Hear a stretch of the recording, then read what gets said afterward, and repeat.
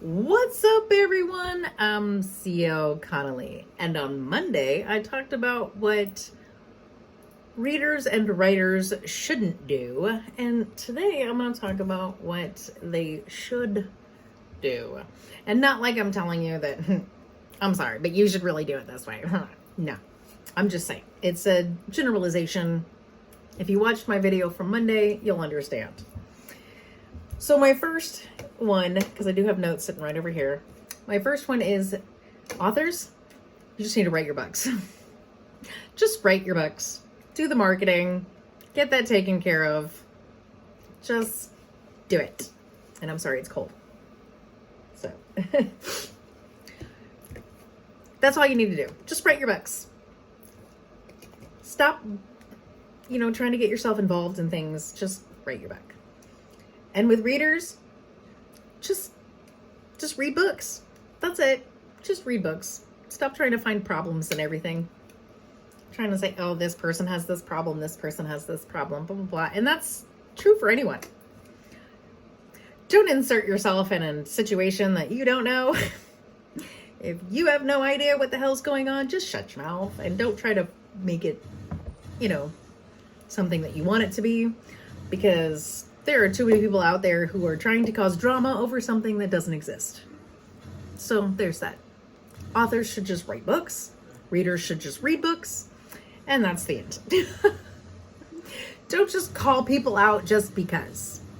Don't do it just because you have a hateful mind and you're just like, internet. I'm so just... So there you go. That's the first one.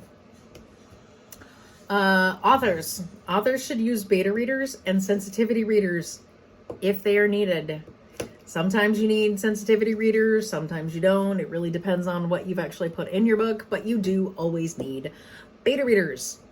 I'm sorry. I know what's in my book. I know what's happening. I know how that's going. And then I hand it to my beta readers. My beta readers are going, what?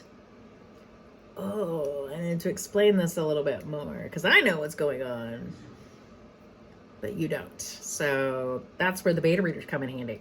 It's because in your head, you know exactly what's happening, so you're going to skip parts without actually realizing it. But you've got to make sure that in the reader's perspective, they know what they're looking at. So there you go. And then also with readers, okay, be respectful if you're going to contact an author about something. That's always the best way to do it. Don't just be mean and do reviews and stuff like that. Contact the author. Be respectful about it. Don't just immediately go into an email and be all like, hey, asshole, you know what I didn't like about you? Why? Can you be respectful and be like, hey, so I didn't quite understand what you meant about this specific character and what this is. So I was just wondering if you could help me out just a little bit. That's respectful. Not like, hey, dick, this character over here is very offensive and I don't fucking like it. Okay, well, good for you. What do you want me to say, guy? What do you want me to say? Because most of the time you're not going to get a response back from anyone if that's how you work that out. If you're respectful about it, you're more likely to get a response back. So there you go. And the same thing goes for authors. Be respectful when you're writing. Don't just go in there and, like I said, don't write stereotyped characters. Be respectful. And get sensitivity readers if you need to. And, with the readers and stuff, be respectful. It's the difference between being blocked because they think you're just a troll and not an actual reader. Sorry. Okay. And, actually having a constructive conversation with someone, So there you go. And, okay, so for authors, if you are going to read your reviews, if you're going to go in and you're going to read your reviews, use them as constructive criticism. If someone says something about, the prose here could have been a little bit stronger, or, the climax didn't really hit it for me. That sounded so wrong. But you get it, use it as constructive criticism. If you get someone who's just like, oh, I fucking hate this person. Okay, bye. Just keep scrolling. There's really no reason for you to look at the reviews that are on your books, but if you do, use it as constructive criticism and not that the reader itself was being hurtful, unless they actually are being hurtful, and then you just move on from there. And for readers, in that aspect as well, be respectful in your reviews. Give constructive criticism. Give them the... I'm going to go to that, treat others how you want to be treated. Okay, so give them the review that you would want if you were a writer.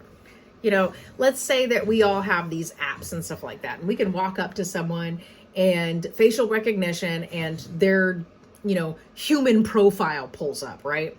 And say it's like, you can see how everyone has reviewed that specific person and then be like, you know what? I'm just going to ignore this person. Okay, bye.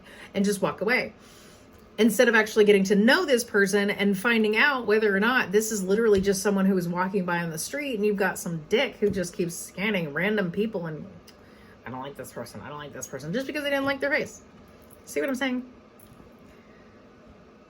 Make sure that your reviews are honest when you are reviewing a book. Review the book properly. Don't judge a book by its cover, and don't just be a dick, because that's petty and stupid. Now, I will also say, except for authors, accept reader criticism with poise and grace. Just go, oh, you know what? I didn't see that there. I am so sorry. Let me fix it. This is why I like the fact that my beta readers are very blunt with me. They will outright go, the heck is this? And I'm like, oh, I've actually stuck a period at the end, not at the end, the middle of a sentence, and just stopped because I got distracted and was like, oh, I'm at the end of the sentence, but I wasn't at the end. I was in the middle. And then I sent it to my beta readers, and they're like, I don't even know what the hell was happening here. And I was like, shit, neither do I. So I just removed the entire sentence, had to reword the entire paragraph because of that sentence. Because the paragraph itself didn't make sense. I think there was one time, I think I may have actually been writing in the middle of the night somehow. I don't know. It had to have been late because there was an entire scene. I have no idea what was happening. No clue. So when I was doing my first round of edits, second round of edits, I was like, what is happening here? I had no idea. I literally was so lost on what I was doing. But always be nice. Take criticism with poise and grace. Do not just be all, oh, you're just being mean. You know, don't do that. Don't do that. And, you know, for readers and stuff like that, at least give constructive criticism. Don't just give hateful comments and stuff. It's not right. Don't do the hateful comment thing. Don't just be, oh, you know, you're an asshole. I met you once and you were a dick. Everyone has seen the video of John Cena, okay, where the guy just randomly walks up to him filming him. And John Cena's sitting there going, oh, thanks for asking. Thanks for asking. Okay, first of all, he's a normal person. Regardless of the fact that he is a celebrity, he is a normal person. And the guy with the camera continues to film him even after he had asked him, you know, thanks for asking. And he's like, oh, okay. You, is it not clicking, guy? You don't just randomly film people. Like, that's just wrong. He is a celebrity, and he'd probably let you do it if you would have asked. I've seen John Cena and other, oh my God, can I get a picture with you? Yes, absolutely. You walk up to him with a camera, and I'm willing to guarantee he's going to be a dick. Most celebrities are. That's just how it works. So there you go. One thing that you're really going to want to do is make sure that anything you do in life is with poise and grace. And make sure that what you are saying is not harmful to anyone in any way. Just be nice. Don't be hateful. Don't be hateful. Don't be hateful. There's no reason for it. Next up, I've got, for writers, do your research on what you don't personally know. Do your research. If you don't have experience in something, I'm not a cop. I don't know, or firsthand, I don't know cop procedures. I don't. That's why a lot of my books come from like the victim, the victim's point of view. Now, have I ever been in a situation where I was going to get murdered? No. I have to do research on that. That's just how that works, right? I have to do research. Okay, great. It has to happen. I've never been murdered before, obviously. So you have to do research on that. That includes blood pools and what intestine look like on the outside of the body, kind of thing. How much blood is going to come from this, the artery in which, you'll drain your blood faster, which turns out to be your femoral and not your carotid. Just saying. Which you would think that it would be the carotid, but it's not. Like the femoral artery actually drains I think it's 10 to 15 seconds faster because it's bigger. So there you go. Anyway, mostly because the carotid artery is so close to the heart, so it's kind of go, it'll spurt rather than drain all the blood out of your body. So there you go. I mean, research. I'm not a med student. I'm not a cop. There are certain things that I've never experienced in my life, but I do a lot of research. And it's kind of creepy. And I know my FBI agent is probably sitting here watching this, so hi. Don't know who you are, but So anyway, yes, I Google a lot of stuff. I look at a lot of weird shit on the internet. Yeah, there's a lot of stuff that's happened. So the biggest thing is just do your research.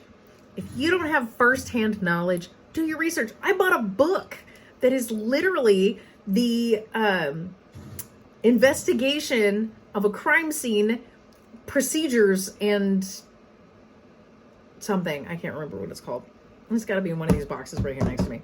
But it's literally the police procedures on what they would do in a crime scene. I've gone to the police station. I make sure to lead off with the fact that, hey, I'm writing a book. Not just gone, if someone were to bring a box in here and you thought it was a bomb, what would you do with it? No, I did not say that because that makes me look crazy. I wrote off with, hey, or I started off with, I'm writing a book. And the police officer was very kind and wrote down the number to the bomb squad for me. So I was able to call the bomb squad and say the same thing. I'm writing a book. Someone were to walk into a police station with a box and they felt like there was a bomb in it. What would you do? Would you explode it? Or would you open it to find out if there was a bomb in it? Like, how would that work out? That's the thing. So I did the research so that whenever it happened in my book, I wouldn't have to, which is Forbidden Affair, by the way. So it wouldn't come off as, I'm a crazy bitch and I don't know what the hell I'm talking about. Because you see in these movies, sometimes they just blow them up. Like, why did you blow them up? It wasn't even a bomb that was in there. Like, I don't understand. You blew up a stuffed animal? You see what I'm saying? So you do your research. That's just how it works. Do your research. Don't just assume. Don't just write shit in because you think it's funny. That's how that is. And for the readers, okay, if you have experience with something that is in a book and it's written incorrectly, make suggestions with helpful information. Not just say, hey, by the way, this is wrong and you're stupid. Actually come out with what would be, hey, by the way, just so you know, the proper procedure on this is, to do it this way. And it may be beneficial if you switched it in your book because it's not right. Great. Because we're all told, make sure that we can write our books believable. They have to be believable, right? Not that it has to be true, because there are certain things in movies where it's like, oh yeah, okay, oh, that really happened, I'm sure. So I'm just saying. Then you get like those, I'm going to go off on a tangent, so let's ignore this. So anyway, that's my thing. If you're going to tell an author that they did something wrong, approach it respectfully. Hey, I have a suggestion for you, right? Now, I do have one thing here that may or may not be, because it says, I don't know if this is what I meant. It says only talk about your books or things that affect you personally on your social media. Oh, that's what it is. Your social media is you. That's it. It's you. Talk about your books, talk about your life, talk about, you know, what is going on with you. That's it. You. Social media is you. That's exactly how I feel sometimes when you get like the vague bookers when it's like, oh, I was feeling sad. Okay. Didn't have to say anything at all. But it always has something else. It always has something to do with someone else. That's exactly what that is. They're being affected by someone else. Okay, well, don't do that. Your social media is about you. To all writers, your social media is about you. Don't insert someone else into your social media when in actuality, it really doesn't need to go there. That's just how it is. Don't talk about other people in your social media.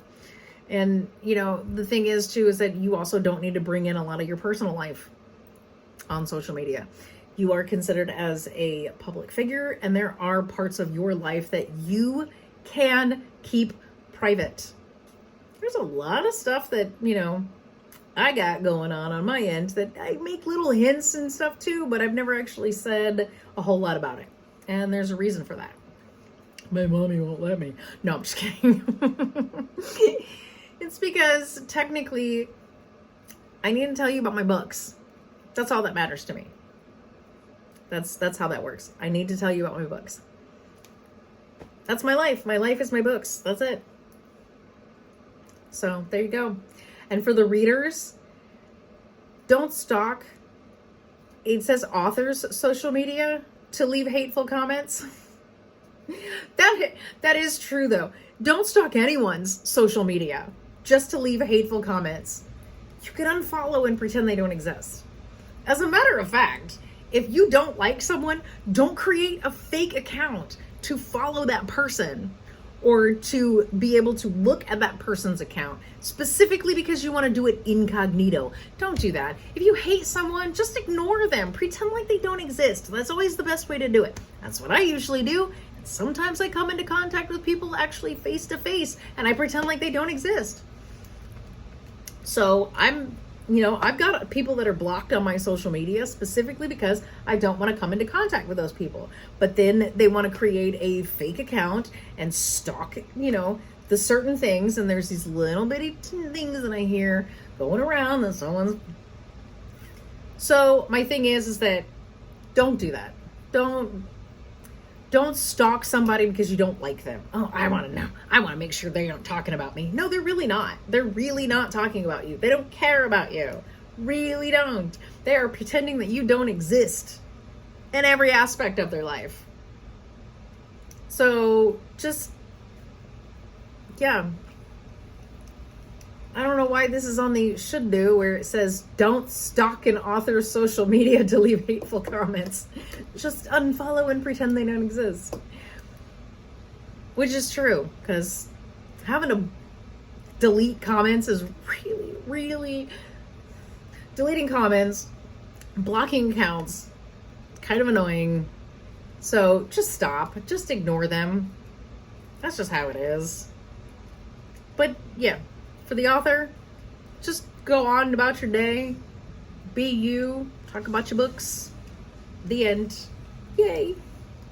And on the last one here, okay, so every famous author talks about all artists borrow ideas. Okay, so this goes with the last one that I had on Monday as well. So if you didn't see that video, there you go. Okay. So it says, if you think you have a better way to tell a story, do it in your own words and make the story your own, not just a reiteration of someone else's story. So I've gone back with that. Plagiarism. Okay. There is a way to make books better.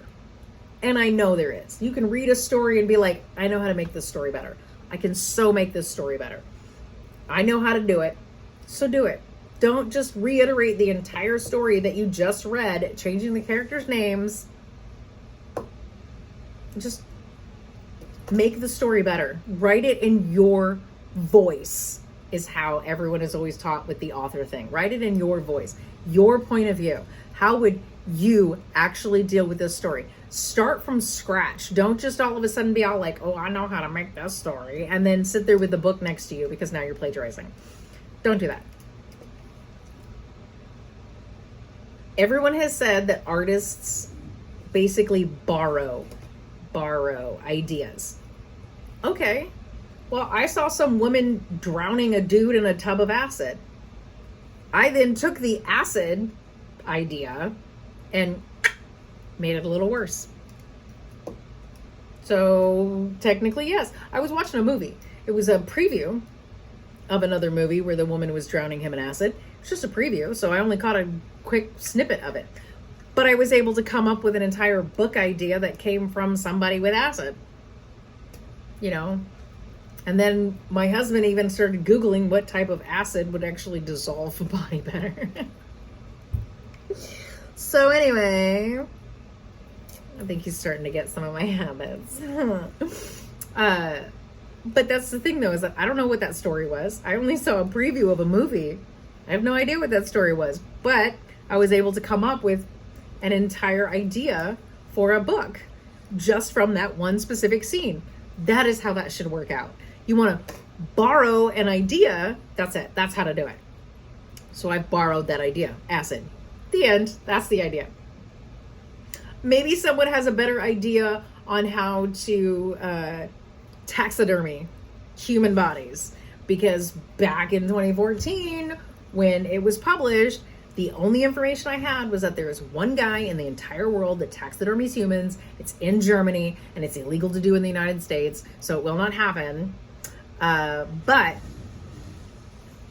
the article, because it was written in German and the way that it was translated over, it basically said our skin will not stay preserved for too long. It has turned that grayish color. It's not going to stay that same color. It's going to turn that gray color. But the formaldehyde and the embalming fluid and everything else has to be completely or consistently applied over the skin, because it will not, it's not like animal skin. It's not the same. It's thin compared to like animal skin that's a little bit thicker. So because of the different layers of the skin and stuff like that, it has to constantly be overlaid all the time, due to the fact that our skin will still decompose regularly. There isn't a way to stop that from happening.